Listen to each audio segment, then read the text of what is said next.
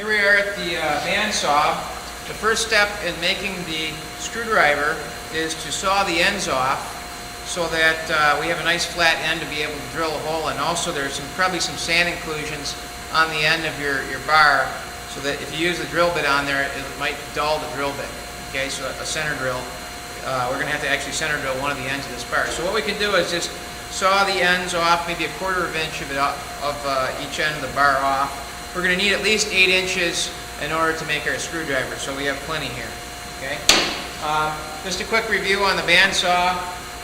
Remember that you need a key in order to start the bandsaw. Start button's right here. And because we're cutting something round, we want to use the bandsaw vise, okay, in order so that the part doesn't spin.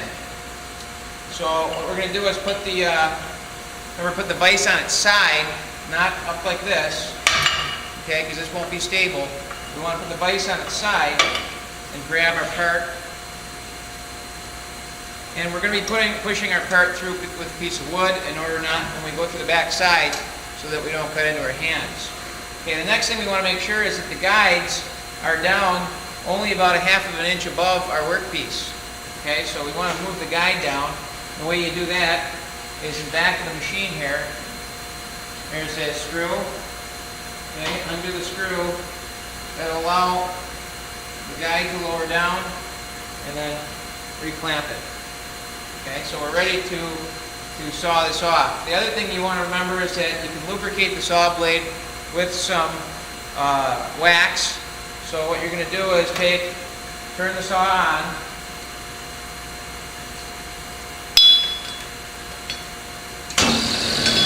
and push the wax up against the saw blade for a couple seconds until the blade goes around one time. Okay, at this point, we're going to take a 1/4 inch off the end. Make sure you got your piece of wood behind here. Try to make it as square as possible.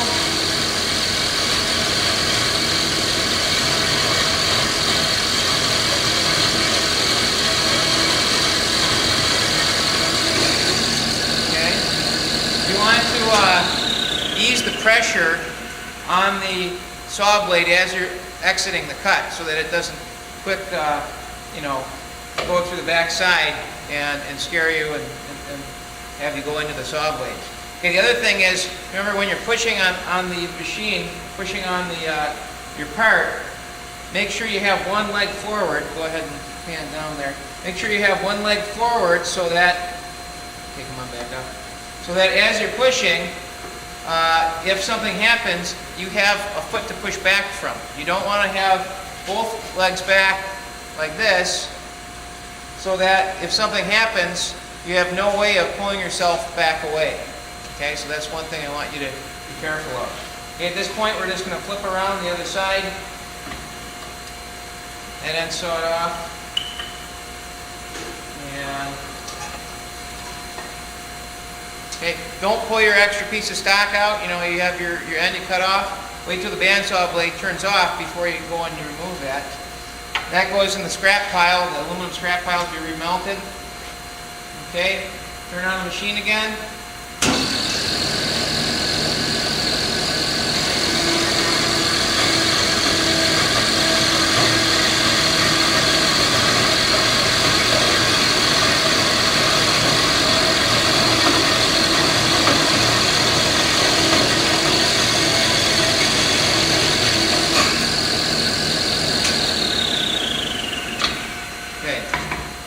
At this point, we're ready to go to the lathe and machine our screwdriver onto that. At this point, I'd like to discuss the operation of a metalworking lathe. This is a 13-inch swing. In other words, the lathe can turn a part that's 13 inches in diameter over the way. This is the way right here, this part of the lathe. This is the actual accurate surface that the carriage, this part right here, rides on the ways. Okay, and one thing I want to point out though is it cannot machine something that's 13 inches in diameter if the part is long. If the part's long, you're going to have to clear the carriage here, so it's probably only going to machine something maybe 10 inches or 9 inches in diameter if it's a long part. 13 inches if it was just a face part. Okay. I'm just going to go over some of the parts of the lathe and the safety on this lathe, and then at that point we'll start machining the screwdriver. At this point you should have a sharpened tool blank. The blank is 1/4 inch square, and we talked about how to grind that, and it should have both ends already have been sharpened. Okay, the roughing tool, and then the tool for actually creating our chamfers and being so that you can machine in both directions. Okay, it's more of a utility tool. Okay, so we have a 3-jaw chuck, which means that all 3 of these jaws will move synchronized to each other, so that it will always center a part that's put in the 3-jaw chuck. It's kind of similar to a chuck that you have on a drill press. Okay, the movable part right here, as I said before, this is called the carriage. Sometimes it's called the saddle. This lever here turns the cross feed, which changes the diameter of the tool. This dial right here moves the long feed. So this is actually the turning direction. We're actually going to be machining towards the chuck. Okay, it's more efficient to machine towards the chuck because the bearings and spindle are set up to take loads towards the chuck. Okay, so in and towards the chuck, our tool will be pushing on our part. Some other parts of the lathe are the tailstock. This unit right here is called the tailstock, and this will help support our screwdriver when it's sticking out of the chuck more than 3 times the diameter. So that's the rule of thumb. If your part is sticking out of the chuck more than 3 times the diameter, the length sticking out is more than 3 times the diameter, then we're going to have to support it with a tailstock. That's the normal rule of thumb. Okay, and we'll show you how to operate that. You see some of the safety features on this lathe. The lathe at any time in any emergency can be stopped by pushing on the foot pedal. Okay, this foot pedal does 2 things. It turns off the spindle. In other words, the motor shuts down, and it operates a brake in order to stop the spindle as fast as possible. Okay, so the chuck is connected to the spindle, and that's the part that actually turns. This whole area here is called the headstock, and as I said before, this long surface here is called the way or bedway. Some other parts of the lathe. This right here, this rod, is called the feed rod. Okay, and this screw right here is called the lead screw, and they're used for 2 different things. The lead screw is used for threading operations. The feed rod is used for machining operations, where we just want to remove a certain amount of material. So it's very important that you're moving the right. If you're moving the feed rod and trying to do threads, it's not going to work, and we'll show you how to set that up here. Okay. In order to turn the power onto the machine, you turn on the switch below here. Okay. At any time that you're working with a chuck or measuring something or touching the chuck, I want this main power shut off. Okay. There's also an emergency stop on these machines, which you can press right here. In order to release them, you turn the collar in the direction that it indicates. Some of these emergency switches are a little loose, so I prefer that you actually, if not both, just shut off the power at the main source. Okay, so that when you're operating the lathe or you're measuring something, it's not going to turn on accidentally. So, in order to set this up, in order to go to the proper speed, if you look at your handout, it says that we should be, you see, at 1320 RPM. Okay, so there'll be a picture in your lab that I'm going to hand out with you, but I'm going to show you how to set up the lathe for 1320 RPM. It's very important that you do this correctly, because if you do it incorrectly, you can grind the gears or cause permanent damage to the machine. Very expensive. You see, it says right here, stop the lathe to change speeds. So anything that you change in this upper area here, you have to stop the lathe. Down here it says recommended to shift the feed box levers while the spindle is running. So if we're changing any of these gears up here, we do it while the spindle is off. If you do these down here, we can actually do it while it's running or while it's off. They may or may not go into gear while it's off. They may not mesh into each other very easily. Okay, this is a gear-driven lathe. Okay, so there's no play. In the other machines that we had previously, they had a belt. And the belt would slip if you got into an emergency situation. On these lathes, there's no second chance. Okay, if your hand's in the way, it's going to take it off because it's gear-driven and it's going to use all of its power to do whatever it can. So you got to be really careful. Okay, so what are you going to do in an emergency? Just stomp on that brake. Okay. Okay, now we want to set it up at 1320 RPM. Okay, so if you look here, there's blue numbers and red numbers, and there's an H and L. It's high gear and low gear. Okay, so this lever on top switches it from low to high gear. We want it to be in high gear in order to machine at 1320 because of the fact that it's the red numbering. It's the high gear range. Okay, so the second thing we're going to have to do after we put that into high gear is to change the selector switch so that it's down at the 1320 level. Now you can see right now it doesn't want to go into gear. Okay, and the reason for that is because the gears aren't quite meshing. We may have to turn the spindle a little bit in order to get it into gear. You have to wiggle the spindle back and forth a little bit. Okay. Okay, the next thing that you want to do, once we have the speed right, is we have to get the feed rate correct. Okay? The feed rate is the speed at which this carriage will move when it's machining, if you're using the automatic feed method. Okay? Now, when you first start out, I want you to do it by hand so you can feel how much tension you're putting on the tool, how much force you're putting on the tool. After you get good at that, then you can use the automatic feed and you'll get a much nicer surface finish. Okay? So, a couple things that we need to look at. As we move from the top down, okay, we notice the next thing we see here is the feed direction.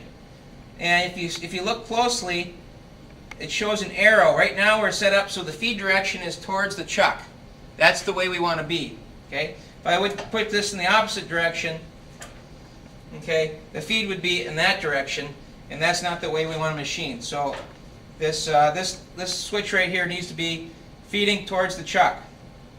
Okay, the next thing, if you look at your chart or step number 5, you'll see that we need to be in BE1 as the gear ratio for 4/1000ths of an inch per revolution. Actually, it's 4.2 thousandths of an inch per revolution. Okay? So in order to do that, BE1, we have to look down here and now change these. It would be a good idea to change these with the machine on. Okay, so we'll have to go over and show you how to turn on the machine now in order to set the feed rate. Okay, the next step, what we're going to do is we're going to turn the spindle on and make sure that our feed rate is correct, and we have to actually have the spindle on to make sure these are in gear. Okay. You can turn it back and forth a little bit. See if you can try to find one of the gears. You don't want it to be between two gears. Otherwise, it'll grind. When we first turn the machine on, it'll start to grind a little bit. Okay. In order to turn the machine on, the spindle on, we pull out on this red handle here. You see the red handle down below the feed rod? There's a red handle, and we push upwards. Okay. Make sure everything is clear of the spindle. Okay. Now, of course, we have to have the power on in order to do this. Power's on. Okay, our emergency stop is out, and our spindle is clear, so we can turn it on now. Okay, now I want you to notice one thing, that the feed rod is not turning, and the lead screw is turning. Okay, so that's something we have to change. We want to make sure that the feed rod's turning and not the lead screw. We're not going to be doing threads, so I'm going to walk over here. Keep your foot near the foot pedal. and I'm going to turn it into feed rod mode. You now notice that the feed rod is turning, and the lead screw is not. Okay.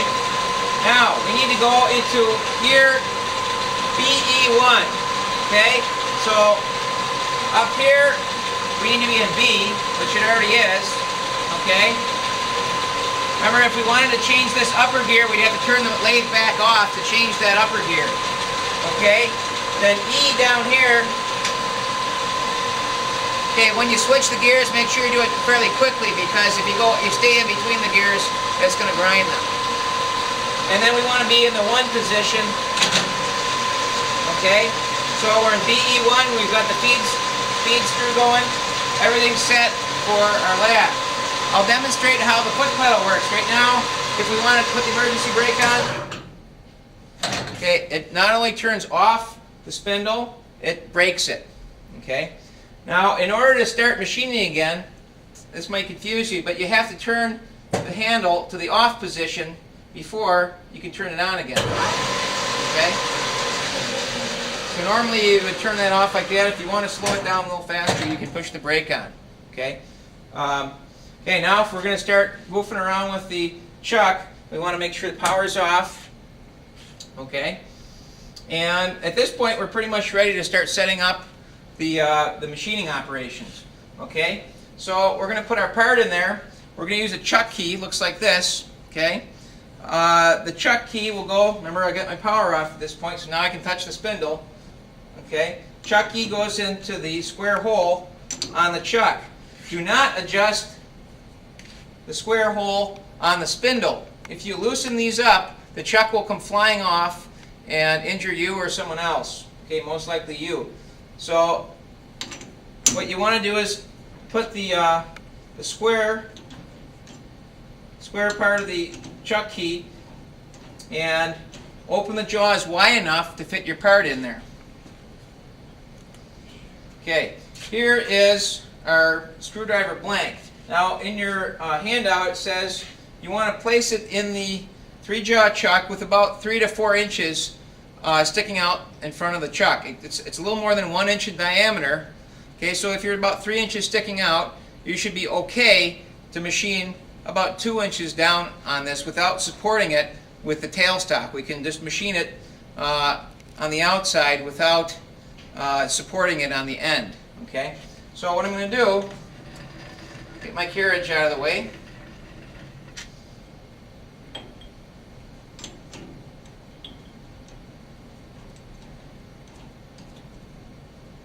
Okay, at this point, what I want to make sure I do is, you probably don't want to put one of your parting line, the actual parting line of the casting, you don't want to put that on one of the jaws because that might upset the straightness of your part.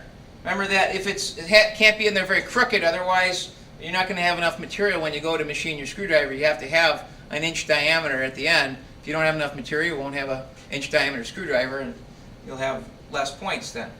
Okay, the next thing you don't want to do is ever leave the chuck key in the chuck. Okay, this is the most dangerous thing I'm showing you. If that was left there and somehow you turn the machine on, this will become a part of your body. It will either go through your chest, in your eye, somewhere, maybe kill your neighbor across the way here. Okay, so I will yell at you if I see you leaving your chuck key in. If it comes out of your hand and is left in here, I will yell at you. Okay, it's not safe. It's about the most dangerous thing you could do in this lab. Okay, now we have about 3 inches or 3.5 inches sticking out. It's tightened, okay, in the chuck, so it's not going to come out on us, hopefully. Make it fairly tight. I mean, not gorilla tight if you're a big football player, but nice and snug, okay? Okay, at this point we actually have to set up our tool into the tool holder. Okay, so we want to get one of these little specially machined tool holders. Okay, you can see that it has a little groove in there. And we're going to put our roughing tool, okay, you can see a roughing tool here. That sets right inside there. You can see that. And then we're going to put that in our tool holder. Okay, there's 3 screws here, but we're only going to need to use 2 of them. Okay, you only need to use 2 of them because only 2 of them will be able to tighten up on your part at one time, your tool holder. Okay, so you want, if you can see, zoom in on that, you can see that we have 2 screws holding down on the piece of high-speed steel that we machined. Okay, at this point, we're going to need to tighten those. Grab a. Where are they here? Okay. And you might ask, you know, this is in the point facing the wrong direction. Why do I have it like this? I can actually turn this to 4 different positions, so I can flip this around. I could actually have 4 tools on here machining. You know, I could machine on one tool, then rotate it, machine on another one, have it sticking out over here. It's kind of a neat machine. And they all lock in place. Okay? Now, so what I'm going to do is I'm going to set this up so it's sticking straight in that direction, and it locks in place, and then I'm going to turn the little lever on the top and lock it down, snug that down. So now this is not going to be able to move. Okay? Okay, now what I'm going to do is I'm going to come in and start to cut on our bar. Okay, at this point we have our tool in the right position, ready to make a cut. Okay, remember that the cross feed changes the diameter of the part, and the long feed is what we're actually going to be doing our machining. So what we're going to do is we're going to come in and make a cut that just starts to take material off of this, and then we're going to move towards the chuck. Okay, here's where the dangerous part comes in. What's going to happen is there's a possibility of this chuck down here hitting other parts. So the problem is that we have to not only look at what's going on with the tip of our tool, we also have to look at what's going on with the rest of the rotating equipment and the stationary equipment, or the carriage here, so that we don't start machining parts of the lathe. Okay, this particular lathe, I don't know if you can see this, has a chunk out of the front edge of this the tool rest here, this is called a compound rest, this area right here. So right on the front of here you can see there's a big chip. Okay, that was caused by the bottom of this the chuck jaw hitting the lathe when an operator wasn't paying attention. If you do something like that, you're going to have to sign the wall of shame. On the back wall of this lathe, there's a little place where you can sign your name that says that I injured the lathe. Okay, so try not to show up on the wall of shame there. Okay, think about what you're going to do. What I would do before you make a cut is without the chuck rotating, see if you can move your part in. Okay, see how far you can go before something is going to hit. Okay, so I can go pretty far, and I also have to have the actual tool near where it's going to be machining, and I can go about a half of an inch away from the jaw of the chuck before anything's going to hit. So I got to keep that in mind when I'm machining, and that way I won't get in trouble. Okay, so we need to. Okay, we have our chuck tightened, we have our tool tightened, we have the rotator device here, our indexing tool, we have that tightened. We have the compound rest. This is tightened. This thing can rotate, and that's tightened. We have our cross feed. Okay, we want to get that near where we want to be. And then our long feed, we're going to feed this by hand. Okay, so what we're going to do is bring the tool so it looks like it's almost touching the surface. Okay, we're going to turn on the lathe, and then we're going to come in and touch the surface and make a pass by hand. One of the things you can do in order to lubricate your workpiece is you can put a little bit of wax on the surface of your part in order to lubricate the tool. Your tool will probably only last for a few passes the first time you use it because there's a lot of sand in the surface. So you're going to have to intermittently sharpen the tool when it starts not to cut so good anymore. Okay? At this point I'm going to put some wax on there, and then we can start to cut. Okay, you can take some of the wax, kind of rub it on the surface. Okay, just get some on the surface there. That'll tend to lubricate the tool as it goes around. Okay, the reason why we use wax is it doesn't make as much of a mess as oil or some other liquid type material. It's going to throw it all over you and your neighbor across the way here. Okay, at this point I'm going to turn on the power. Make sure our on switch is in the neutral position. Turn on the power down below. Okay, make sure our emergency stop is off. And so when the light is on, that means you're ready to machine if that light is lit up. Okay, it may, if that light bulb burns out though, so don't just look there. Make sure you look at your switch if you want to make sure everything's off. Okay, now what I'm going to do is I'm going to turn on the lathe, and I'm going to get close to where I want to machine. So I'm going to turn on the spindle right now, and I'm going to move the cross feed in. When I turn it clockwise, it goes in. You can see it comes out when I turn it counterclockwise. Okay, so I'm going to get close to that. Then I'm going to start feeding it towards the chuck. Now, one thing you might want to do after you've got it positioned right where you think it's going to start just taking a little bit of material off, we can zero the digital readout. So come on up here to the digital readout. We have X and Z. See, X and Z. Z is the long direction. X is the diameter. You can see right now it reads diameter. You got to make sure you're in diameter mode, that you see this little diameter up here. Okay?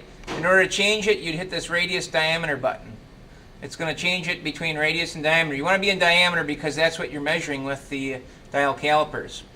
Okay, also you want to be in absolute mode. You see ABS there? Okay.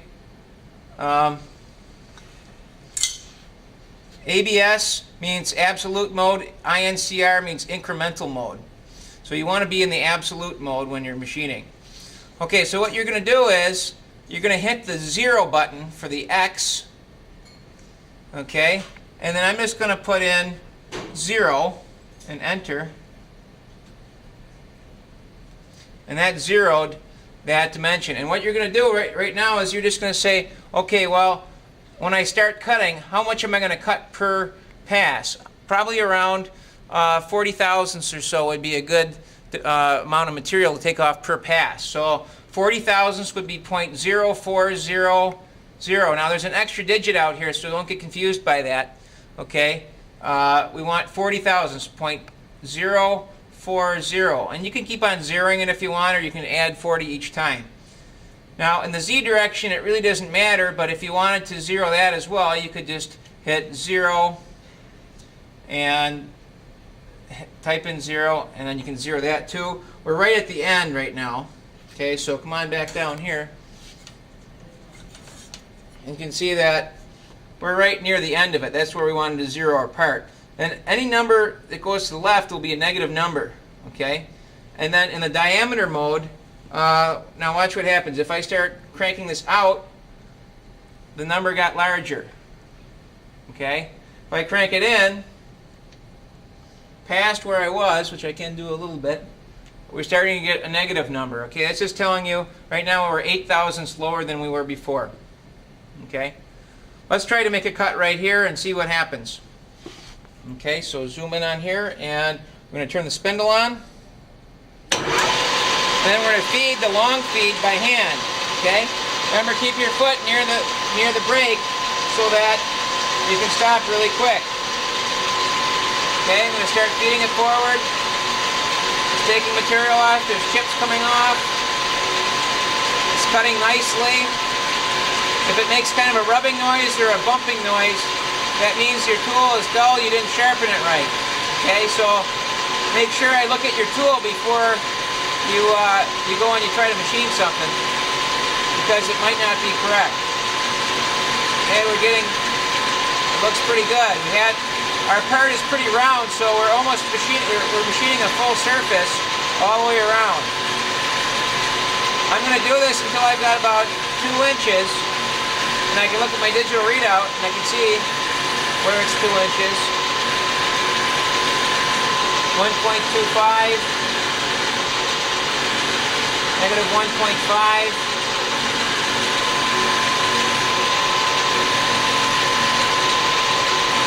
negative 1.8, 1.9, -2. Okay, I'm going to pull away from my workpiece in order to return. You want to do that.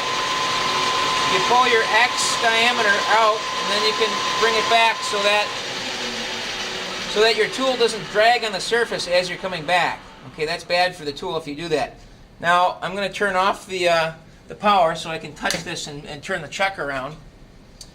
Notice that we didn't quite clean the whole surface up. We're pretty good on most of the diameter. Okay, it's smooth on most of the diameter, but there's a couple spots where we didn't quite clean up. Okay, so what I'm going to do is I'm going to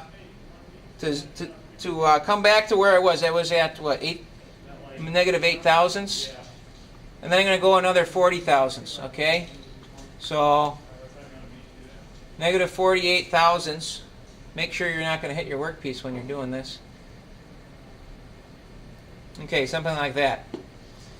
Okay, so it really doesn't matter what this diameter ends up as. Well, all we're trying to do is make a nice flat surface so that we can turn this bar around and chuck it on the nice flat surface instead of a machine surface. Instead of a cast surface. Okay, so at this point I'm going to turn the power back on.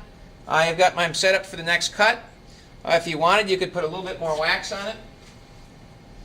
That might help a little bit. Don't put a ton of wax on, just a little teeny bit will help. Okay, turn on the power again. Turn on the spindle, make sure everything's clear, no one's got their hands in the way. Okay, now I'm going to hand feed it again. You can see how fast I'm doing it. I'm not doing it super fast, taking material off super fast. I'm just kind of moving along, cleaning it up.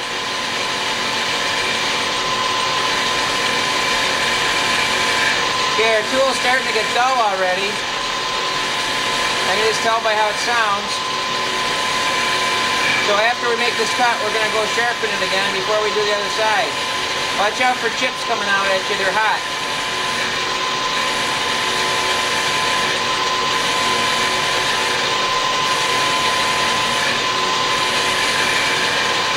Okay, there's 2 inches. I'm going to pull that away in the X, come back out in Z. Okay, I'm going to turn the power off. And let's see here. We're clean all the way around the diameter. So right now, we can flip this part around and start to machine the other end, make our screwdriver out of it. Be really careful. This is a very dangerous piece of equipment. One thing I want to point out is that if I go and I sharpen this tool, I unscrew it from here, and I sharpen the tool, and then I come back here, is your digital readout going to read the same thing as it did before? No, because we move this, right? Once we move this, you have to re-zero your tool each time. So you got to be real careful not to just always assume that your digital readout is reading correctly as to where you were before. The other thing is, if you move this upper slide here, you can see if you move here, okay, this moves independently of the cross feed. Okay, so you can see as I'm moving this, it's not changing our digital readout. Okay, but I'll tell you what, it is changing the diameter. So one of the things you might want to do before you really start getting too involved is lock this down. You see this little screw here? You can lock that screw, and that way this won't move. Okay. Remember, this again is called a compound rest and allows us to change the angle later on when we want to put chamfers on here. The final screwdriver will look something like this. Okay, so you can see the blade that you forged and threaded, and we're going to thread inside of here. We have the outside of it's turned down to 1 inch. We have a knurled surface on here. We're going to mill in these grooves in here. We're going to machine chamfer and a flat down here, so your thumb can kind of go around that, and another chamfer on the nose and on the tail of it. Okay, so there's several dimensions on here that says on your handout what dimensions are going to be measured accurately. So you got to be really careful when you machine this not to go too far past it, because you can never put material back on. You can always take more material off, so you got to really be careful. So next step would be to Make sure your chuck is, or your lathe is powers off. Unchuck your bar, and now we can chuck it back on this end, and we're going to machine our screwdriver out of this end. The reason why we machine this is that, let's say class was over before we get this completely round, okay? Then we come back next class and we try to chuck in there. If it's not completely round, this could be sticking out on an angle. If it's sticking out on an angle, okay, then we're not going to probably get our 1-inch diameter round out of there. And also, if we drill the hole in this end and we came back again next class, that hole will not be on center anymore. It'll be somewhere else. Okay, so you really need to make sure that you're clamping or chucking on a machined surface, nice round 2-inch long machined surface like this. It doesn't matter what diameter this is, as long as it's completely round. It could be even slightly smaller than 1 inch, as long as you think you can get a 1-inch section out of the other end of the bar. Okay? So next time we're going to machine this whole, the whole length, and get our screwdriver out of it. I'm going to go about 100 thousandths.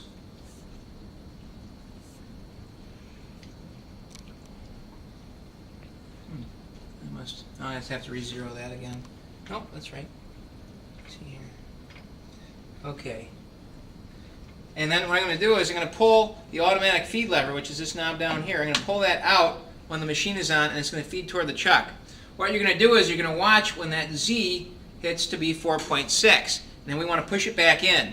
Okay? If you get an emergency, just hit the foot pedal. The foot pedal right down here. That stops everything.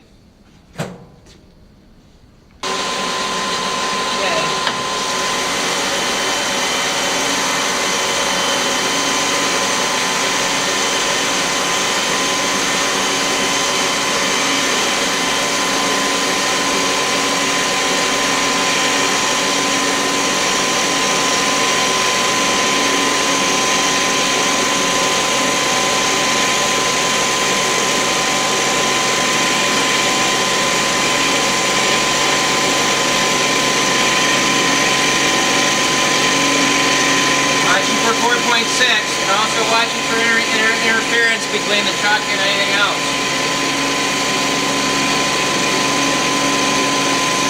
Four point 1, 2, 3, 4, 5,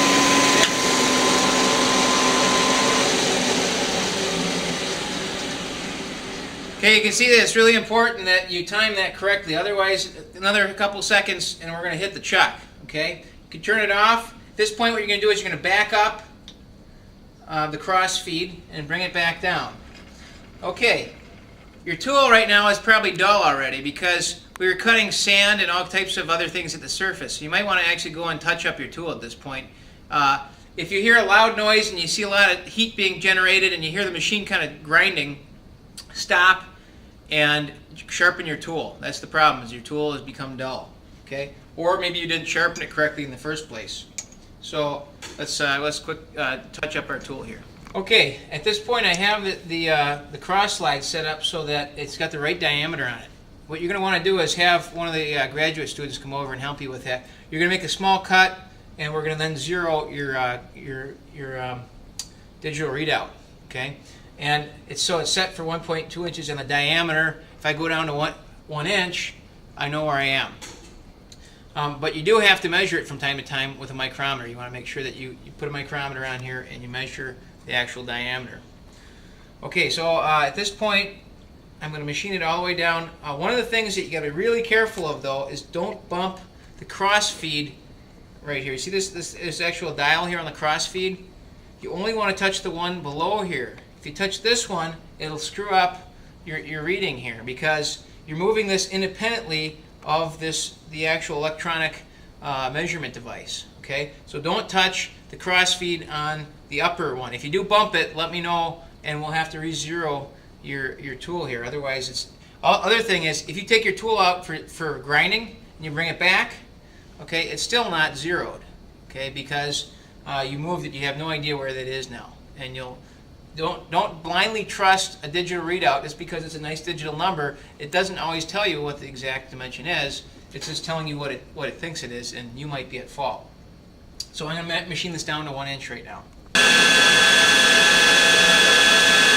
Okay, make sure to stop about at least 1/8 of an inch away from the end. You can hand feed it to the end. Turn off your feed. And hand feed it to the end.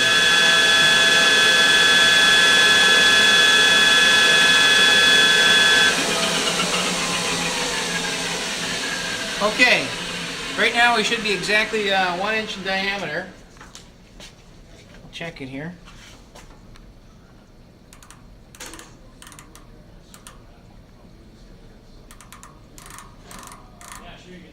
Pretty close.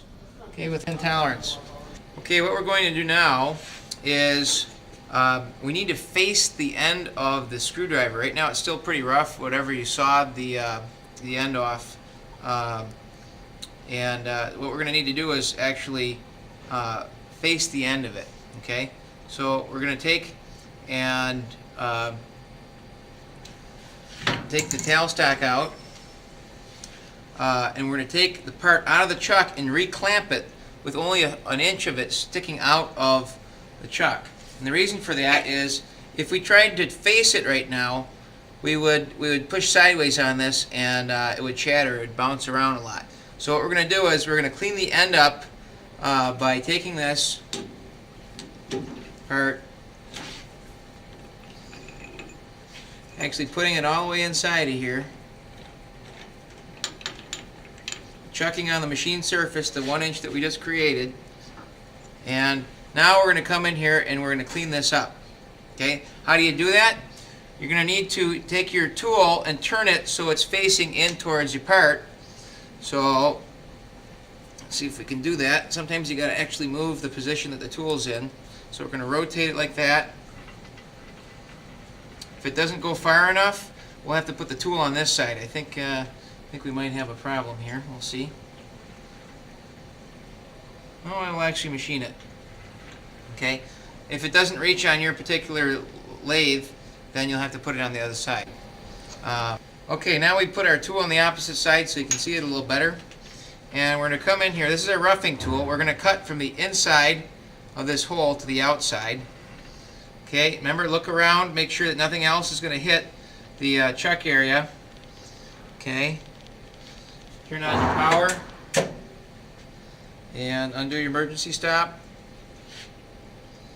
Only take small cuts on this, and we're going to turn it on. Should be tightened. We should be all set to go. And you're going to cut from the inside out.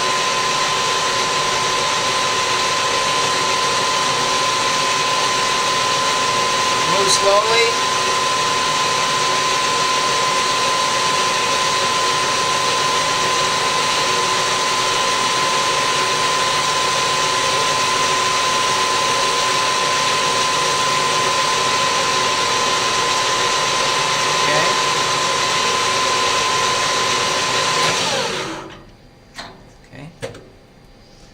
Now, one of the problems you might run into is if that hole there gets too small, when you go to knurl your part, what's going to happen is you won't have enough surface area to hold your part in there. So what you might want to do is come back in here and re-drill that to a little bit larger diameter after you face it off. You remove some of that surface area for the end of your bar to sit on. So what we can do is come back in here and re-drill that hole a little larger. If you think you have enough surface area, it'll probably be okay.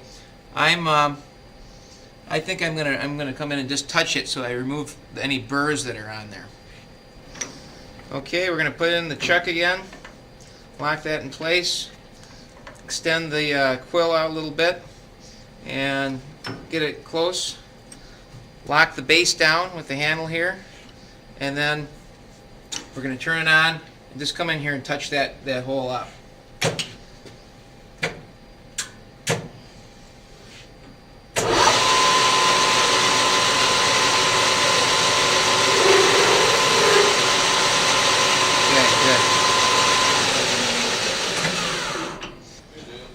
Okay, the next operation is to drill a number 7. So make sure you look at your drill here and read on the shank it says number 7 drill hole for a 1/4 20 tap.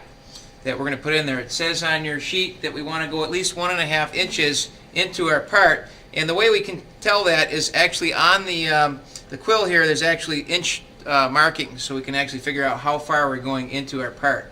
You can put a little bit of wax on this drill bit, on the tip of the drill bit, and what we're going to do is take our center drill out, put that back in the right spot, and put in this number 7 drill.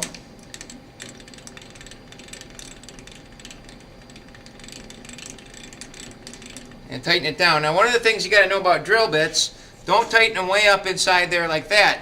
This area down here is all hardened and has sharp edge on it. This area back here is not hardened, and you can actually hold it a little bit better. Okay, there we go. So let's drill this. Okay,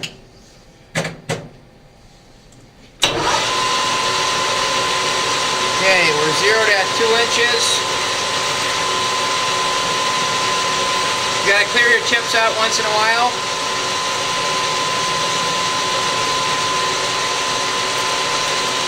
Make sure the drill's not pushing into the chuck. The farther in the hole, the more you gotta clear it out. See the chips in there?